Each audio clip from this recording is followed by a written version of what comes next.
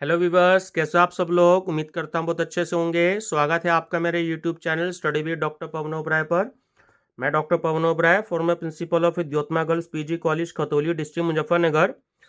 Viewers, मैंने अभी अभी थोड़ी देर पहले यूट्यूब में तो आपके टीजीटी पीजीटी और एनटीए नेट से रिलेटेड और आपकी हायर एजुकेशन की जो वैकेंसीज आई है तो उससे रिलेटेड मैंने एक बहुत ही कॉमन टॉपिक लिया है, इंडियन इकोनॉमी। ठीक है, थोड़ा सा टीजीटी और पीजीटी वाले जो व्यूवर्स हैं उनको ये कहना था मेरे को कि सर आप टॉपिक वाइज अब वीडियो बना दीजिए, क्योंकि मिसलिनियस में थोड़ी सी कंफ्यूजन हो जाती है। तो मैं आज से जो है आपके लिए इंडियन इकोनॉमी का मैंने टॉपिक जो स्टार्ट किया है उसमें 4-5 पार्ट में वो है, तो उसमें मैं अलग अलग पार्ट वाइज आपके टॉपिक जो है वो खत्म कर दूंगा। तो मैंने एक प्लेलिस्ट तैयार करी है, आप मेरा channel study with doctor Pawan Oberoi subscribe करके आप प्लेलिस्ट में देख सकते हैं आपकी टीजीटी पीजीटी एनटीए नेट से रिलेटेड और हायर एजुकेशन की जो अभी अभी Uttar Pradesh public service commission की जो वैकेंसीज आई हैं तो उनके लिए जो है आप क्वेश्चन जो है वो देख सकते हैं। ठीक है, अब मैं स्टैटिस्टिक्स का एक पार्ट स्टार्ट कर रहा हूं। देखिए, मैं इसलिए टॉपिक वाइज करूंगा और अलग अलग आपको टॉपिक दूंगा। जैसे स्टैटिस्टिक्स के लगभग 72 क्वेश्चंस मेरे पास इस समय कलेक्ट हुए हैं। ठीक है, जैसे कि आप स्क्रीन में देख रहे हैं कि ये उत्तराखंड जीआईसी में सन 2018 में आया है, तो इसी तरीके से ये डिफरेंट स्टेट्स के और डिफरेंट कंपटीशंस के TGT PGT NTA net select में आए हुए भी क्वेश्चंस हैं। तो आपके लिए ये मैं समझता हूँ कि बहुत ही हेल्पफुल क्वेश्चंस रहेंगे। और जैसा कि आपने देखा है मेरी वीडियो में कि मैं प्रीवियस ईयर के क्वेश्चन पेपर्स को सबसे पहले डिस्कस करता हूँ, उससे दो बेनिफिट होते हैं। एक तो हमारा सिलेबस जो है वो सारा ओवरऑल कंप्लीट हो जाता है, कवर्ड हो जाता है, और दूसरा हमें पता लग जाता है कि किस टाइप पे क्वेश्चंस एग्जाम में पूछे जाते हैं। ठीक है, चलिए इस पार्ट में मैं आपके टीजीटी पीजीटी से रिलेटेड और एनटीए नेट से रिलेटेड जेआरएफ से रिलेटेड मैं क्वेश्चन आपसे डिस्कस करूंगा। तो क्वेश्चन नंबर 1 है कि किस समय अवधि में चरों में होने वाले परिवर्तन को मापा जाता है। तो ऑप्शन नंबर सी करेक्ट है, सूचकांक। क्वेश्चन नंबर 2 कि एक निर्देशांक आदर्श होता है यदि वह संतुष्ट करता है। ऑप्शन सी ए और बी दोनों को। ठीक है, इसे देखिए तत्व उत्क्रमणता परीक्षण जिसे हम टाइम रिवर्सल टेस्ट बोलते हैं, और दूसरा जो होता है आपका इसमें समय उत्क्रमणता परीक्षण फैक्टर रिवर्सल टेस्ट। ठीक है, चलिए क्वेश्चन नंबर है आपका 3। कालानुक्रमिक वर्गीकरण में समंक निम्न प्रकार के आधार पर वर्गीकृत होता है। ठीक है, तो ऑप्शन नंबर बी इसमें करेक्ट है। ठीक है, समय। क्वेश्चन नंबर 4 कि निम्न में से कौन सा अपकिरण की सापेक्ष माप है। ठीक है, ऑप्शन नंबर डी विचलन गुणांक। ठीक है, कोएफिशिएंट ऑफ वेरिएशन। ठीक है, चलिए क्वेश्चन नंबर 5 है कि यदि आंकड़ों के एक समूह के लिए माध्य और विचलन गुणांक क्रमशः 25 और 5 हो तो मानक विचलन क्या होगा। ठीक है, चलिए देखिए इसमें स्टार इसलिए लगा हुआ है क्योंकि जो ऑप्शन दिए गए हैं एक भी सही नहीं है। ठीक है, तो जो सबसे पहले देखिए फार्मूला होता है कि coefficient of variance equal to standard deviation divided by mean into 100। ठीक है, क्रॉस मल्टीप्लिकेशन कर लेंगे क्योंकि आपको स्टैंडर्ड डिविएशन इसमें कैलकुलेट करना है। तो सही आंसर आपका आएगा 1.25। ठीक है, तो ऑप्शन नंबर बी है, हो सकता है कि शायद एग्जाम जब हुआ हो तो वहां 1 के बाद पॉइंट लगाना भूल गए हो, क्योंकि वहां 125 दे रखा है और हमारा आंसर आएगा 1.25।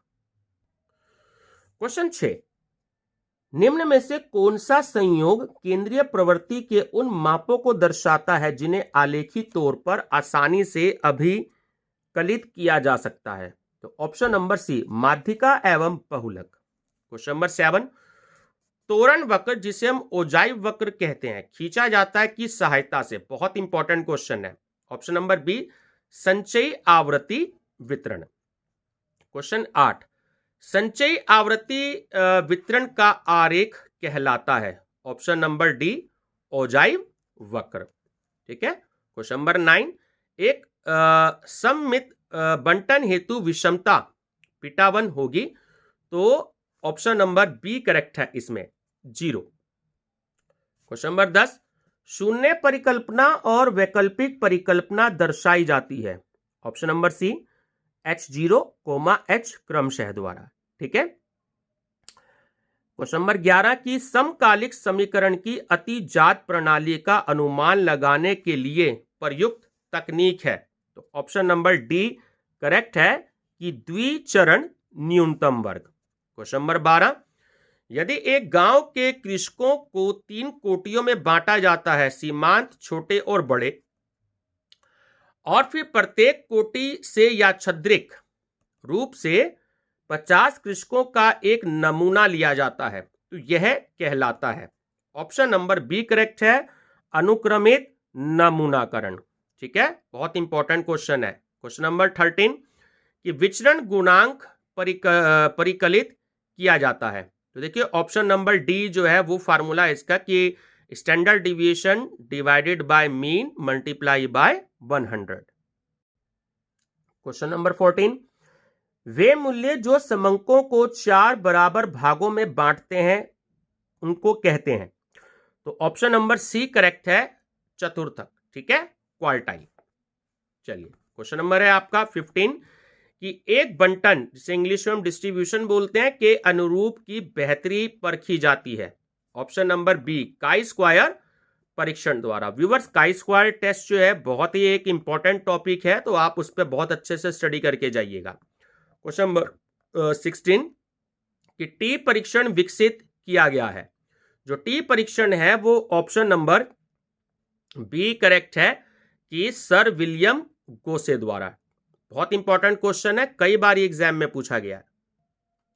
क्वेश्चन 17, केंद्रीय प्रवृत्ति के मापन के प्रकार निम्नलिखित में से किस एक को छोड़कर हैं। तो ऑप्शन नंबर डी, सहसंबंध, कोरिलेशन। देखिए जब आप सेंट्रल टेंडेंसी आप चैप्टर आपने पढ़ा है तो आपने उसमें मीन मीडियन मोड पढ़ा है। ठीक है, कोरिलेशन जो है वो एक अलग है। कोरिलेशन में आप एक्स और वाई 2 वेरिएबल के बारे में पढ़ते हैं, जबकि मीन मीडियन मोड में आप सिर्फ एक ही वेरिएबल के बारे में पढ़ते हैं। ठीक है, एक्स मतलब जो आपने एक्स पढ़ा होगा, और कोरिलेशन में एक्स और वाई हमारे पास 2 वेरिएबल होते हैं, है ना। क्वेश्चन नंबर 18 की 2 चरों के बीच संबंध की डिग्री के निर्धारण में प्रयुक्त सांख्यिकी तकनीक कहलाती है।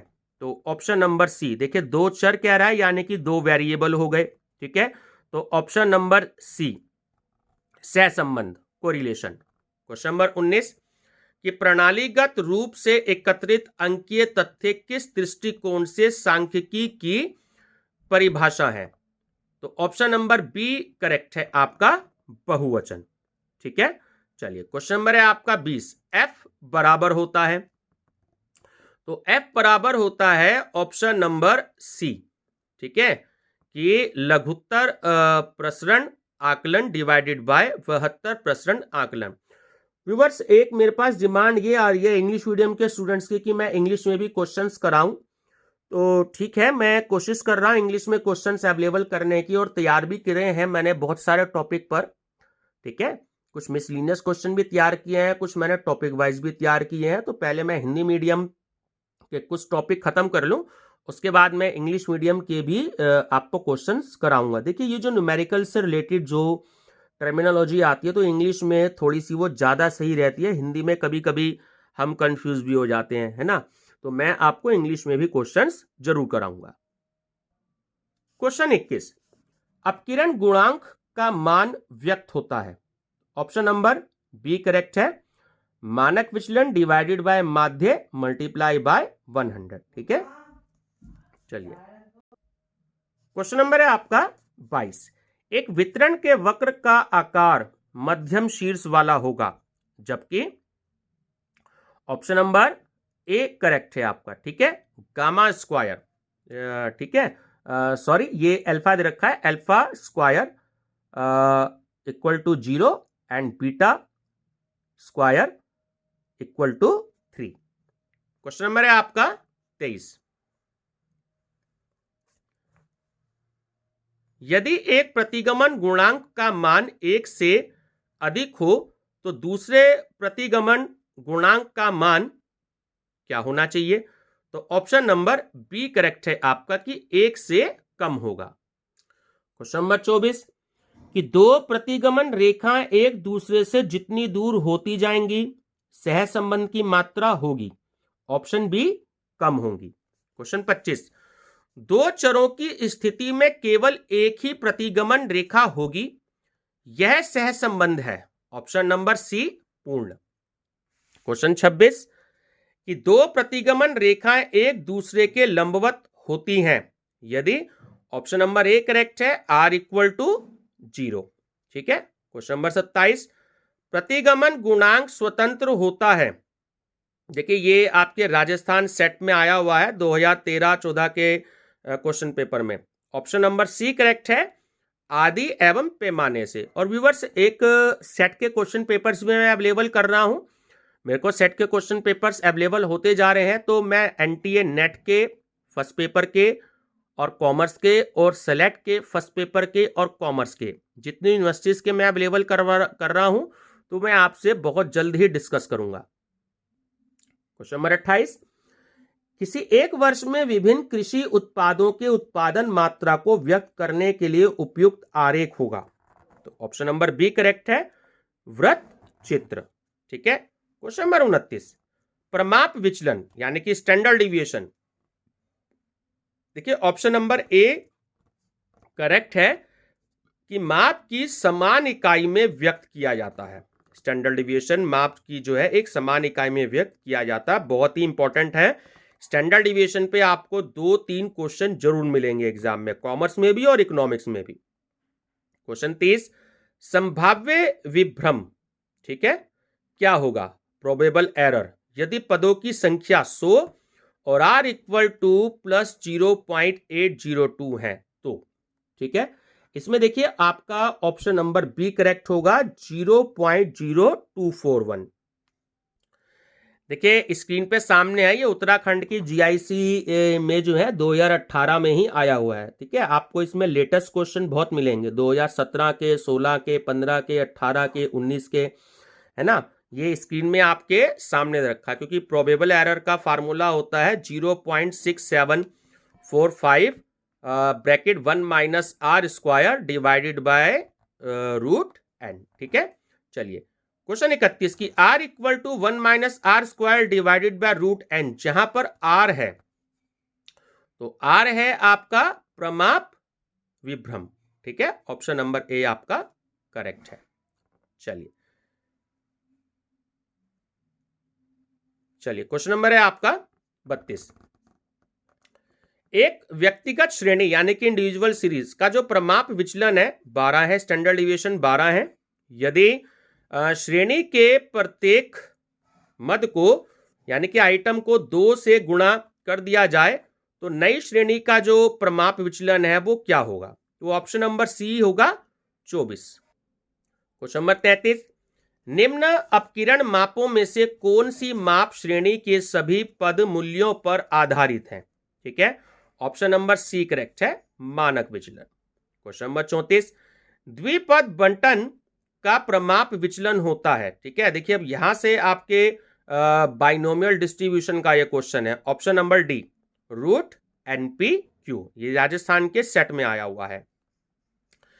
चलिए क्वेश्चन नंबर है आपका 35 की सहज संबंध का अभिप्राय है, जो कोरिलेशन है उसका जो मतलब है वो क्या है? तो वो है आपका ऑप्शन नंबर सी चरों में परस्पर निर्भरता का पाया जाना।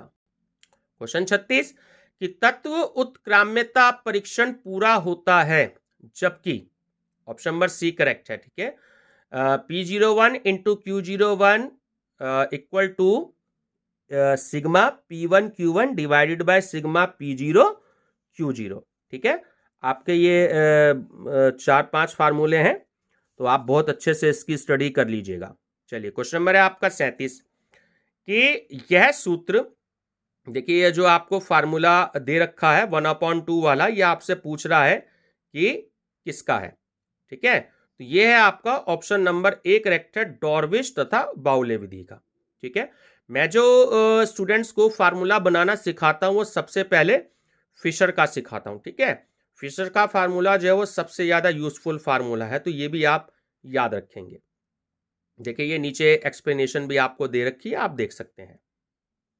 चलिए अभी कह रहे सूचकांक यानी कि जो इंडेक्स नंबर का जो ये वाला फार्मूला है वो किसने दिया, ठीक है, ये जो है वो है लास्पियर का। ये अगर आप फिशर का फार्मूला बनाना सीख लेंगे, बनाना सीखना है, मैं रटना नहीं कह रहा हूं, ठीक है, कभी मौका लगा तो मैं आपको सिखाऊंगा भी। तो ये उसी फार्मूले में से निकला हुआ है, ठीक है, ऑप्शन बी पाश्चे का, सॉरी लास्पियर का। क्वेश्चन 39 कि सहसंबंध गुणांक की गणना विधि, ये जो देखिए आपको फार्मूला दे रखा है किसके द्वारा की गई, ठीक है, ऑप्शन बी चार्ल्स स्पीयरमैन, ठीक है, जो रैंक कोरिलेशन में हम रैंक मेथड जो कैलकुलेट करते हैं तो वो स्पीयरमैन द्वारा ही करते हैं, तो पूरा नाम है चार्ल्स स्पीयरमैन, ठीक है। देखिए नीचे फार्मूला भी दे रखा है, डिटेल एक्सप्लेनेशन आप देख सकते हैं सभी लोग। क्वेश्चन 40 एक सामान्य वितरण में, ऑप्शन नंबर सी करेक्ट है कि सभी तीनों बराबर होते हैं, ठीक है। अब देखिए ये आपको जो है डायग्राम समेत जो है एक्सप्लेनेशन दे रखी है, ठीक है, तो आप इसको देख सकते हैं तीनों डायग्राम। चलिए क्वेश्चन नंबर है आपका 41 कि यदि किसी श्रेणी के सभी मानों को 4 से गुणा कर दिया जाए तो सहसंबंध का जो गुणांक का मान क्या होगा, ठीक है, तो आंसर नंबर डी होगा कि इसमें से कोई नहीं। ये स्क्रीन पे क्वेश्चन आपको नजर नहीं आ रहा होगा, ये पीजीटी में 2011 में आया हुआ क्वेश्चन है। चलिए क्वेश्चन नंबर है आपका 42 व्यक्तिगत समांक माला में माध्य का मूल ज्ञात करने के लिए निम्न में से किस सूत्र का प्रयोग किया जाता है। देखिए ऑप्शन नंबर बी करेक्ट है, ठीक है, इंडिविजुअल सीरीज में और डिस्क्रिएट सीरीज में, ठीक है, जब हम मीडियन कैलकुलेट करते हैं तो वहां पर +1 आता है, साइज ऑफ, ये थोड़े ऑफ के स्पेलिंग गलत है, साइज ऑफ n+1/2th आइटम, ठीक है, इंडिविजुअल सीरीज में और डिस्क्रीट सीरीज में। चलिए क्वेश्चन नंबर है आपका 43 गुणोत्तर माध्य परिकलित करने हेतु निम्न में से कौन सा सूत्र सही होगा।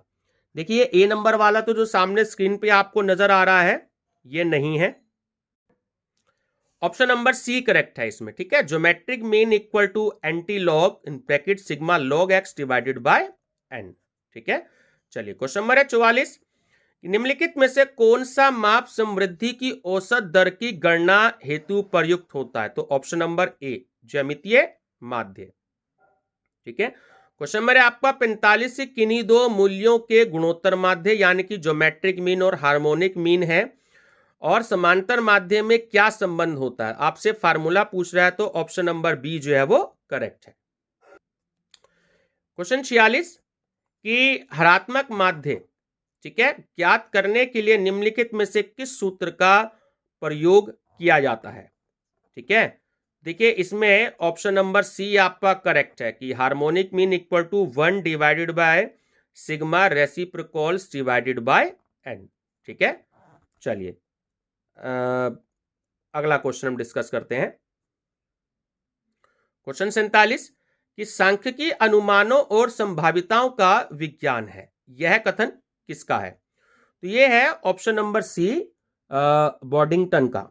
व्यूअर्स मैंने कम से कम 96 क्वेश्चन जो है वो मैंने आपको कराए हैं, तो जिन्होंने ना देखे हो तो मेरी प्लेलिस्ट में study with doctor Pawan Oberoi channel को सब्सक्राइब करके आप बेस्ट एमसीक्यूज में स्टैटिस्टिक्स के क्वेश्चंस देख सकते हैं, ठीक है। क्वेश्चन 48 है कि कौन सी एक गैर प्रायिकता आधारित नमूनाकरण विधि है, तो ऑप्शन नंबर बी जो है वो करेक्ट है, ठीक है, कि कोटा नमूनाकरण। देखिए नीचे जो है वो इसकी डिटेल स्टडी भी आपको दे रखी है, तो वो भी आप देख सकते हैं इसी आंसर से आपके रिलेटेड।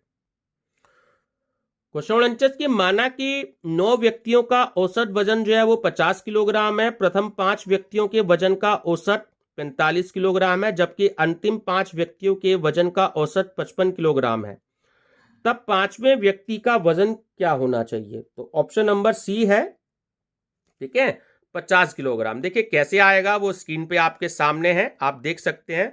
ज़्यादा अगर डिस्कस करेंगे तो वीडियो बहुत ज़्यादा बड़ी हो जाएगी, ठीक है। आप स्क्रीन पे देख सकते हो पॉज करके इसको। क्वेश्चन नंबर 50 के एक व्यक्तिगत श्रेणी के हरात्मक मान का व्युत्क्रम बराबर होता है।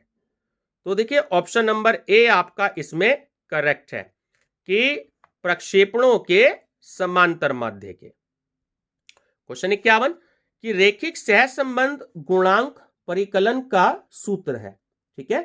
तो ऑप्शन नंबर बी जो है वो बिल्कुल करेक्ट है कि r Y X equal to root B Y X multiply by B X Y, ठीक है। ध्यान रखना, बहुत ही इंपॉर्टेंट फार्मूला है आपका। चलिए क्वेश्चन नंबर है आपका 52, निम्न में से कौन सा सहसंबंध गुणांक सर्वाधिक शक्तिशाली संबंध दर्शाता है, ठीक है। तो ऑप्शन नंबर बी आपका करेक्ट है, 0.49। ये राजस्थान परीक्षा में 2015 में आया हुआ है। क्वेश्चन 53 कि सह संबंध गुणांक का मान, ऑप्शन डी करेक्ट है कि मूल बिंदु और मापन की इकाई से स्वतंत्र होता है, ठीक है। क्वेश्चन नंबर 54, प्रथम n प्राकृतिक अंकों का समांतर माध्य होगा, तो ऑप्शन नंबर बी होगा, ठीक है। सही आंसर की n+1 डिवाइडेड बाय 2, ठीक है। देखिए नीचे इसकी डिटेल भी एक्सप्लेनेशन दे रखी है, तो आप देख सकते हो, ठीक है, स्क्रीन पे आपके सामने है। क्वेश्चन 55 कि श्रेणी 5, 15, 45 का गुणात्मक माध्य क्या होगा, तो ऑप्शन बी है सही आंसर इसका 15। अब कैसे आएगा, देखिए ये आपके सामने स्क्रीन पे दे रखा है आंसर, तो आप इसको देख सकते हो। क्वेश्चन 56 कि एक द्विपद बंटन में माध्य और बहुलक, ये राजस्थान के सेट में आया हुआ है, तो ऑप्शन नंबर डी करेक्ट है कि बराबर होते हैं यदि Q इक्वल टू 0.50 हो, ठीक है। चलिए क्वेश्चन नंबर 57, एक सामान्य विषमता वाले बंटन का माध्य 40 और माध्य का 30 हो तो बंटन में बहुलक होगा, यानी कि जो मोड होगा, तो ऑप्शन नंबर ए आपका है 10। ये भी राजस्थान के सेट में आया हुआ है। क्वेश्चन 58, निम्नांकित में से किसे प्रसरण अनुपात बंटन कहा जाता है, ऑप्शन नंबर सी एफ बटन को, ठीक है। ध्यान रखना कि जो एफ बटन है उसको प्रसरण अनुपात बंटन भी कहा जाता है, ठीक है। ये एक प्रायिकता वितरण है जो दो प्रतिदर्शों सैंपल के प्रसरणों का अनुपात है। क्वेश्चन 59 कि प्रमाप विचलन माध्य से लिए गए माध्य विचलन और चतुर्थक विचलन के मध्य प्रयोगाश्रित संबंध है, तो ऑप्शन नंबर बी करेक्ट है, ठीक है। 4D 4ST equal to 5MD equal to 6QD। Question 60 कि निम्नलिखित में से कौन सा संबंध सत्य है, ठीक है। देखिए ऑप्शन नंबर ए जो है वो करेक्ट है। क्वेश्चन 61 निम्नलिखित में से कौन सा कथन सत्य है, ठीक है। अब देखिए इसमें जो एग्जाम में जो दे रखा है वो सही आंसर नहीं था। अगर आप यहाँ नीचे एक्सप्लेनेशन में देखें तो आपके सामने है कि समांतर माध्य इक्वल टू गुणोत्तर माध्य, ठीक है, इक्वल टू हरात्मक माध्य, ठीक है। चलिए ये स्क्रीन में आपके सामने है, आप इसको डिटेल में देख सकते हैं। चलिए क्वेश्चन 62 है कि वह बंटन जिसके लिए माध्य और प्रसरण बराबर होते हैं, ऑप्शन नंबर ए पाइसन, ठीक है। चलिए ये पाइसन एक्चुअली पॉइसन होता है, POSSION, ठीक है, जो आपका चैप्टर है थियोरेटिकल फ्रीक्वेंसी डिस्ट्रीब्यूशन, तो उसमें जो आपका फर्स्ट मेथड है, ठीक है। क्वेश्चन नंबर 63 कि निम्नलिखित में से कौन सा मापन किसी आवृत्ति बंटन की संचयी आवृत्ति वक्रों के कटान बिंदु को प्रदर्शित करता है, तो ऑप्शन नंबर बी माध्यिका।